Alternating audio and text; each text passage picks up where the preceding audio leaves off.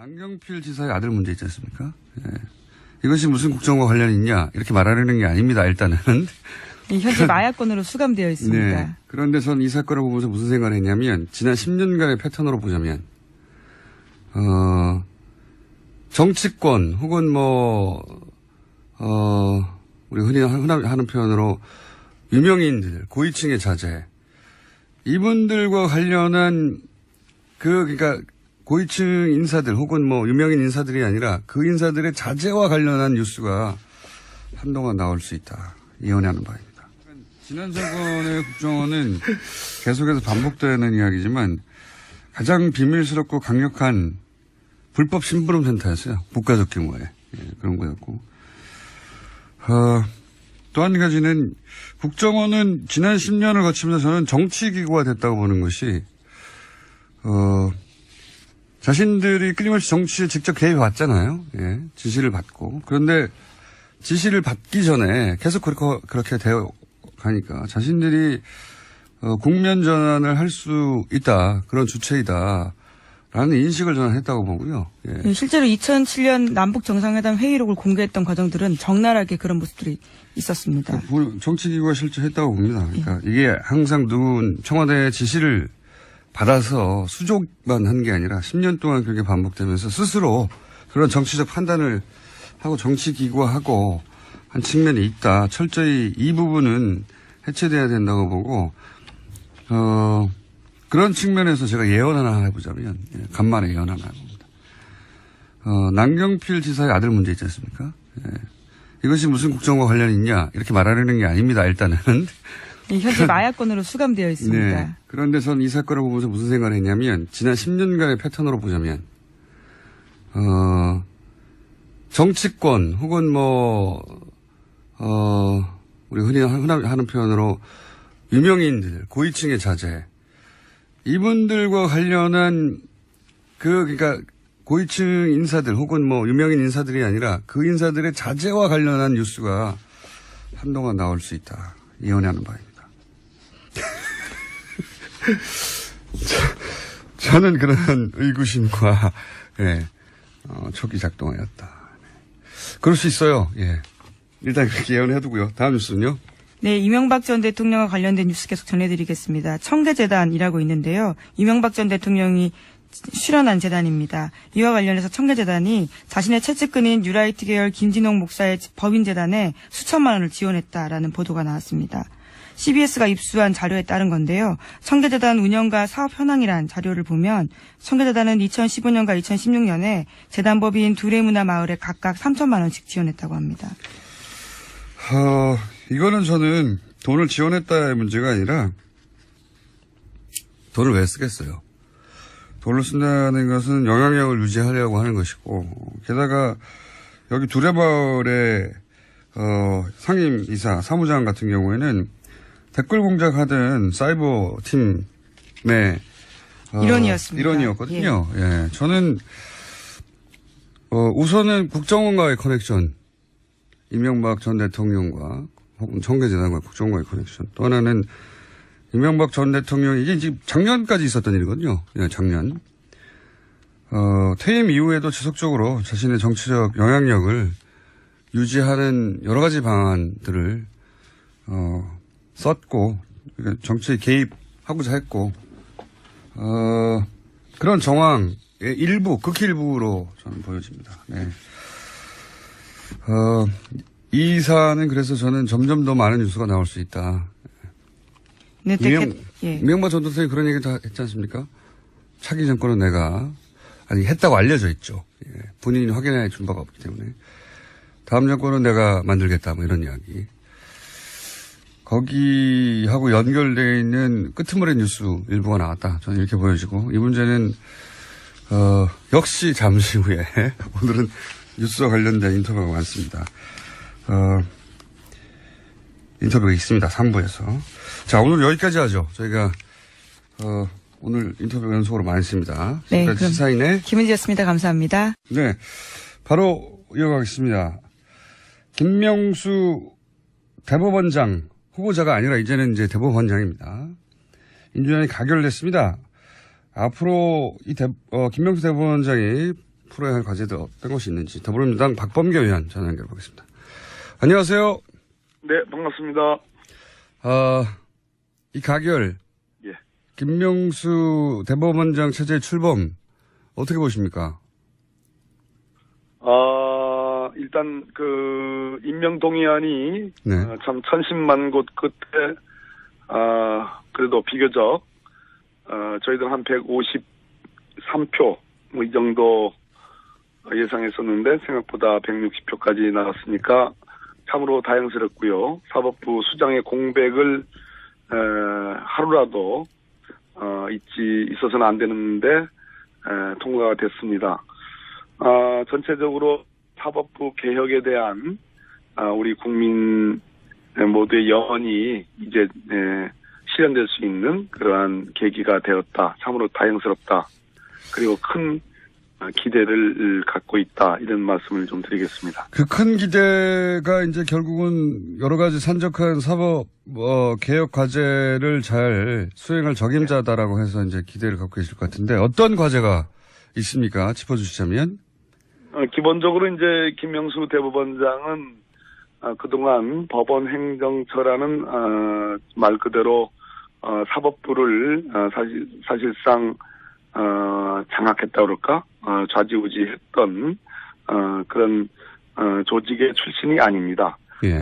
야전에서 말 그대로 뭐 법관에게 야전이라는 표현하는 게 좀 어울리지 않는데요. 30년 동안 묵묵히 이 재판만 해왔고 춘천지방법원장으로서 말 그대로 진짜 이번에 일부 야당 의원들의 그 비유들을 보면 무슨 원스타가 총리가 되는 것 같다. 춘천 경찰서장이 경찰청장이 되는 것과 같다는 이런 비유가 있을 정도로 그런 비아냥을 들었습니다. 반대로 그것은 사법부 전체를 일신하고 말 그대로 소수자 보호 그리고 힘없는 어떤 사회적 약자 보호에 대한 그런 사법부 판결의 분위기를 일신할 수 있는 계기가 되었다. 이렇게 말씀드릴 수 있겠습니다. 법원 행정처 개혁은 왜 중요합니까? 법원 행정처는 필요한 조직입니다. 그러니까 전체적으로 3천여 명의 판사들 그리고 참 많은 어떤 그 구성원을 갖고 있는 사법부에서 여러 가지 행정적인 측면에 일사불란함 그리고 상당한 효율성을 가질 필요가 있기 때문에 네. 법원 행정처가 필요한 그런 조직이긴 한데요. 예. 법원 행정처가 그동안 많은 오명을 갖고 있죠. 그러니까 특히 양승태 현 대법원장 체제에서 사법부 판결 내부로부터의 독립을 좀 간섭을 한 거 아니냐, 재판에 관여한 거 아니냐라는 그러한 오해를 받아왔습니다. 그런 측면에서 단순한 사법행정의 지원 조직이 아니고 어떤 법관의 재판에 관여하고 간섭한 거 아니냐는 그런 오해가 있었기 때문에 그런 측면에서 개혁이 필요하다 이런 말씀을 드리겠습니다. 알겠습니다. 또 한 가지는 이제 판사 블랙리스트 문제가 크게 불거졌었는데 이 대법원장 인준 전후로 하여서는 잠잠했습니다. 이 문제는 다시 짚어봐야 될 문제가 되겠죠? 지금 이제 전국 법관 회의에서 예. 판사 블랙리스트 문제를 공식적으로 제기를 했고 김명수 이제 신임 대법원장이 인사청문회에서 그 문제를 다시 살펴보겠다고 했습니다. 그런 측면에서 어찌됐든 절차적으로 이 문제에 대한 충분한 규명이 저는 있어야 된다고 보고 있습니다. 이게 뭐랄까요? 법적 처벌까지도 갈 수 있는 사안이라고 보십니까? 만약에 실제로 누군가가 판사들의 성향을 기록한 블랙리스트를 만들어서 그걸 활용했었다면? 박근혜 정부의 블랙리스트와 관련해서 지금 1심 판결이 났죠. 네. 실제로 실형이 나왔고 김기춘 전 비서실장이 실형이 나왔습니다. 같은 그 선상에서 보면 되겠습니다. 만약에 알겠습니다. 진상규명이 문제인데요. 만약에 예. 그게 사실이라면 그것은 형사적인 사법 처리의 대상이 되겠습니다. 알겠습니다. 그리고 전국 법관회의가 상설화돼야 된다는 얘기도 있던데 이건 왜 중요합니까? 지금 김명수 대법원장의 이제 전임이라 할 수 있는 네. 그 양승태 대법원장조차도 전국 법관회의 상설화를 수용하겠다고 얘기를 했습니다. 무슨 얘기인가 하니 사법부는 개개의 판사들이 네. 헌법과 법률에 따라 헌법과 법률 및 양심에 따라 독립하여 심판한다는 헌법 규정이 있습니다. 그것은 판사의 독립성, 사법부의 독립성을 이제 강조한 건데요. 그런 측면에서 판사들이 또 외부로부터의 독립은 물론이지만 대법원장을 포함해서 상급 기관 또는 또 법원장으로부터의 독립, 내부로부터의 독립도 중요하기 때문에 그러한 것들이 보장이 되려면 개개의 이 평판사들의 어떤 전체적인 회의체, 그런 어떤 의지를 모아나가는 그러한 구심이 필요하다는 측면에서 법관회의가 의미가 있다고 보겠습니다. 그러니까 사법부의 그러니까 법원행정처의 개혁이나 전국 법관회의 상설화 모두 사법부의 독립을 위한 어떤 계획 조치군요. 그렇습니다. 예. 예, 맞습니다. 알겠습니다. 그리고 한 가지 더 여쭤보자면 대법관 수를 늘려야 한다는 이야기도 있는데 대법관 수를 왜 늘려야 되는 거죠? 지금 이제 14분의 대법관이 계시거든요. 예. 그중에 이제 법원 행정처장은 사법 행정만 하기 때문에 대법원 판결에 관여하지 않습니다. 그래서 예. 14분의 대법관 중에 13분의 대법관만 이제 재판에 관여하는데요. 그러다 보니까 실제로 우리나라에서 여러 가지 현장에서 벌어지는 많은 일들이 다 법원으로 재판의 형태로 이제 들어오고 있지 않습니까? 예. 그런데 가장 대표적으로 우리나라의 사회 갈등 과제들, 그중에 노동사건과 관련된 그런 아주 첨예한 문제들이 많이 있었는데 대법관 수를 보다 늘려가지고 전문화해야 된다는 그런 요구가 있습니다. 사회 갈등 과제를 법원이 제대로 다루기 위해서는 현재의 13분의 대법관의 그런 구조로는 충분하지 않다. 특히 대법원의 지형이 그동안 참여정부 때를 그나마 그때는 이제 독수리 오영제라고 그래가지고 네. 5분의 진보적인 대법관이 계셨는데 현재의 김명수 대법원장이 되시더라도 전체적으로 대법관이 고수화돼 있다라는 그런 비판이 있고 기울어진 운동장이라는 그런 비판이 있기 때문에 대법관 수를 늘려서 보수 대 진보의 어떤 균형을 찾아야 된다. 그런 측면에서 노동법원이 필요하다는 그런 지적이 있기 때문에 대법관 수 늘리는 문제가 중요한 화두가 되어 있습니다. 알겠습니다. 마지막 질문 한 가지만 더 여쭤보겠습니다. 양승태 대법원장이 그래서 이제 오늘 퇴임식을 하게 될 텐데 네. 지난 6년 양승태 대법원장 체제를 간단하게 평가해 보시자면요. 본인으로서는 좀 듣기 싫으시겠지만, 노력하셨지만, 대체로 박근혜 정부의 국정농단이 있었습니다. 그 부분을, 사법부와 직접적인 관계가 없지만, 대체로 보수화의 경향이 심화되고, 법관에 대한 재판의 관여, 간섭이, 눈에 보이지 않게 있어 왔으며, 대체로 기울어진 운동장에, 아무튼, 일조를 하셨다. 큰 점수를 주기는 어렵다. 그러나 어쨌든 수고하셨다. 이렇게 평가하겠습니다. 알겠습니다. 오늘 말씀 감사하고요. 의원님? 네네. 법무부 장관 언제 되십니까? 왜 그러세요? 오늘 말씀 여기까지 듣겠습니다. 감사합니다. 예, 감사합니다. 본인이 확인해 준 바가 없기 때문에. 다음 정권은 내가 만들겠다. 이런 이야기. 거기하고 연결되어 있는 끄트머리 뉴스 일부가 나왔다. 저는 이렇게 보여지고 이 문제는 역시 잠시 후에 오늘은 뉴스와 관련된 인터뷰가 많습니다. 인터뷰가 있습니다. 3부에서. 자, 오늘 여기까지 하죠. 저희가 오늘 인터뷰가 연속으로 많습니다. 네, 지금까지 시사인의 김은지였습니다. 감사합니다. 네, 바로 이어가겠습니다. 김명수 대법원장 후보자가 아니라 이제는 이제 대법원장입니다. 인준안이 가결됐습니다. 앞으로 김명수 대법원장이 풀어야 할 과제도 어떤 것이 있는지 더불어민주당 박범계 의원 전화 연결해 보겠습니다. 안녕하세요. 네, 반갑습니다. 이 가결, 예. 김명수 대법원장 체제 출범 어떻게 보십니까? 일단 임명 동의안이 네. 참 천신만 곳 끝에 그래도 비교적 저희들 한 153표 뭐 이 정도 예상했었는데 생각보다 160표까지 나왔으니까 참으로 다행스럽고요. 사법부 수장의 공백을 하루라도 남경필 지사의 아들 문제 있지 않습니까? 예. 이것이 무슨 국정과 관련이 있냐 이렇게 말하려는 게 아닙니다. 일단은. 현재 마약건으로 수감되어 있습니다. 네. 그런데 전 이 사건을 보면서 무슨 생각을 했냐면 지난 10년간의 패턴으로 보자면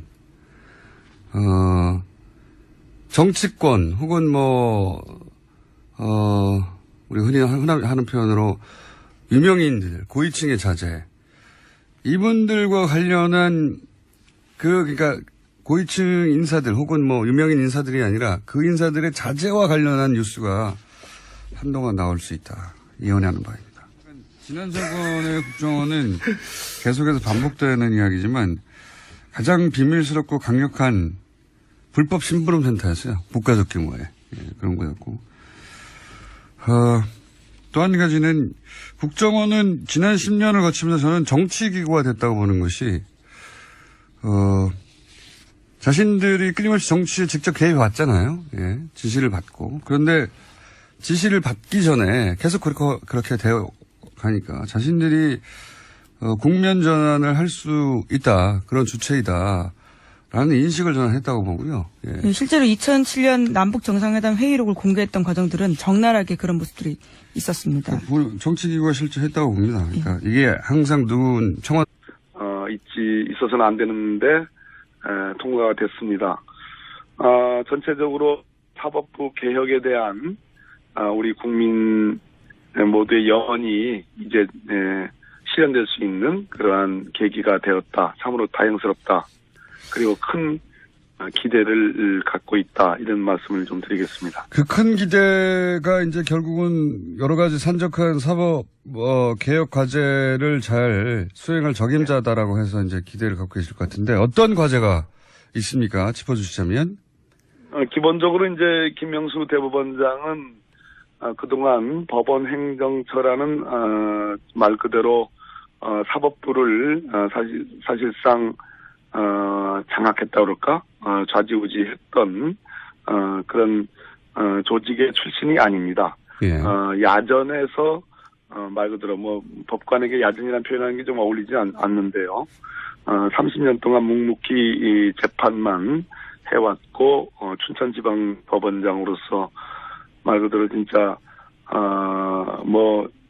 이번에 일부 야당 의원들의 그 비유들을 보면 무슨 원스타가 총리가 되는 것 같다. 춘천 경찰서장이 1천만 원을 지원했다라는 보도가 나왔습니다.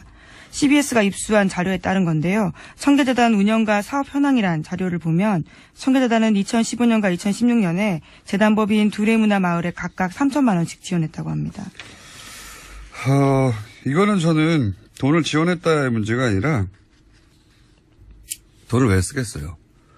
돈을 쓴다는 것은 영향력을 유지하려고 하는 것이고 게다가 여기 두레마을의 상임이사 사무장 같은 경우에는 댓글 공작하던 사이버 팀의 일원이었습니다. 일원이었거든요. 예. 저는 우선은 국정원과의 커넥션, 이명박 전 대통령과 혹은 청계재단과 국정원과의 커넥션. 또 하나는 이명박 전 대통령이 이게 지금 작년까지 있었던 일이거든요. 예, 작년.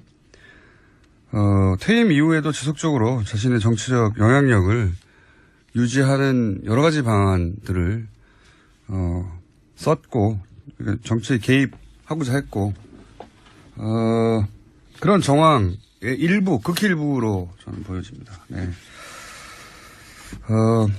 이 사안은 그래서 저는 점점 더 많은 뉴스가 나올 수 있다. 네, 이명박 전 대통령이 그런 얘기 다 했지 않습니까?